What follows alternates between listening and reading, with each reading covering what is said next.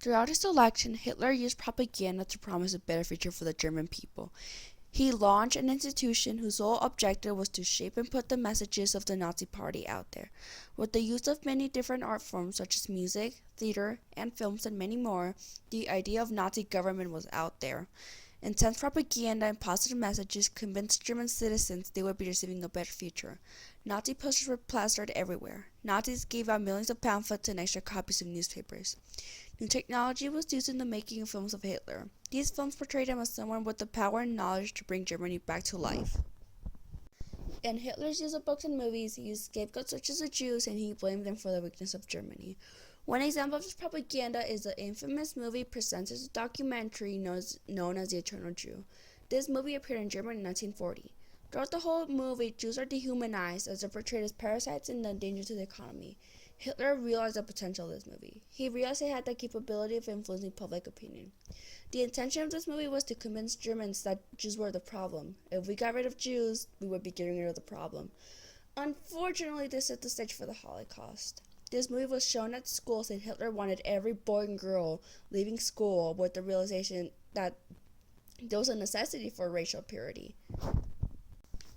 German citizens were given a positive message. During rallies, Hitler promised a prosperous future. Hitler promised something for everybody. Work to the unemployed. With so many Germans out of a job, Hitler's plans of recruiting a large army, building a whole new navy and air force, which would provide a job to the millions of people in need, this was a very appealing promise. He also promised restoration of German pride. He would make Germany strong and proud again. He promised to tear up the Treaty of Versailles. Hitler also promised to solve many more problems. But in order to do all this, he first needed the Enabling Act. This act required 21 non-Nazi votes to pass, since the law would actually alter the Constitution. He got those votes from the Catholic Center Party by making promises he actually wouldn't be able to keep. Hitler promised a prosperous future by using posters. Examples of this type of propaganda included posters which advertised prosperity, employment, peace, rights, and pride. Nazi political rallies were well-organized events with banners and marching bands intended to appeal to German patriotism. The first poster here is about Nazi compassion. It advertises the Nazi charity. The text translates: health, child protection, fighting poverty, aiding travelers, people's community, helping mothers. These are the tasks of the National Socialist People's Charity. Join up. This type of propaganda appealed to German citizens as they would have the chance to be part of something.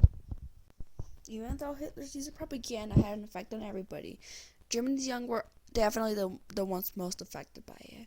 Hitler's use of uniforms and flags gained the support of many young people as they wanted to belong to something.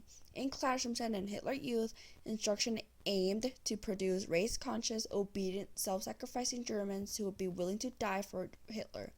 Devotion to Hitler was a key component of Hitler Youth training. German young people celebrated his birthday as a national holiday. These kids were the future of the country, and having dedicated children meant a stronger future, and that's what everybody wanted.